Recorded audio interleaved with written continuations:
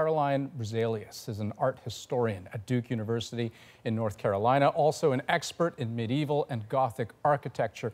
Caroline, thanks so much for taking the time to join us. You spent years studying this very cathedral. Can you tell us, what are your greatest concerns when it comes to understanding just how damaged this cathedral may be? Yes, Andrew. Well, looking at the photographs, you can see that the damage to the vault seems to be primarily in two locations, and one at the crossing is where the spire fell through, and another vault has failed also. The question right now, and it's urgent and critical, will be what condition are the other vaults in? How much were they damaged by the fire? Because that fire was incredible. It was incredibly hot.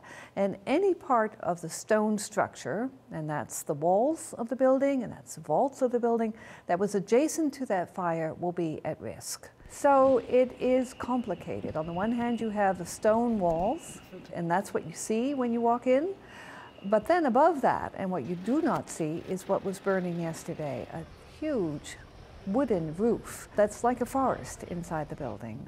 Many old oak beams constructed in a very complicated system and somehow that caught fire. We don't really know quite yet how. But then I also think of the challenge of recreating it to the eye, to a point where it's faithful to the original and accurate. I mean, how difficult would that be? You've got to make a philosophical, maybe even political decision. What state of the building are you recreating? Remember that Notre-Dame has been reworked on many occasions in the mid-19th century. Several decades were spent restoring the building after the damage of the French Revolution. That restoration was in many ways a reinterpretation of this building. You want to go back to the 19th century reinterpretation? That's fine, and that is where that beautiful spire came from. Or do you want to go back to the 12th century or the 13th century? So complicated discussions need to take place about which Notre-Dame, which phase of the history of Notre-Dame are we talking about.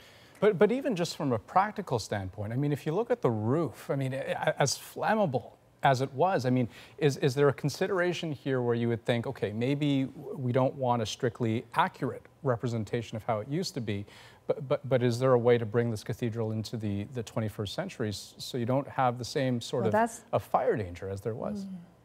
That's another critical question, and that again will impinge on the amount of time that they need to do the restoration. Do you want to replace the oak beams and have the roof more or less as it was with the original type of material, or do you want to take advantage of new materials that are now available? That part of the roof, of course, is not visible to the public. So, you know, it may be more practical, it may be less expensive, it may be safer to use modern materials, but they will have to decide if that's what they want. One last thing I'd like to ask you is about the timeline. I mean, we heard the French President Emmanuel Macron talk about 5 years as the goal to rebuild the cathedral. Is that possible? 5 years would be wonderful.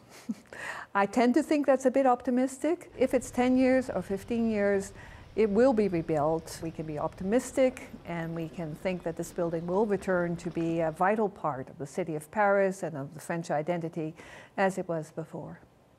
Well, Caroline Bruzelius of Duke University, thank you for giving us your time and your insights. Appreciate it. You're welcome. Bye.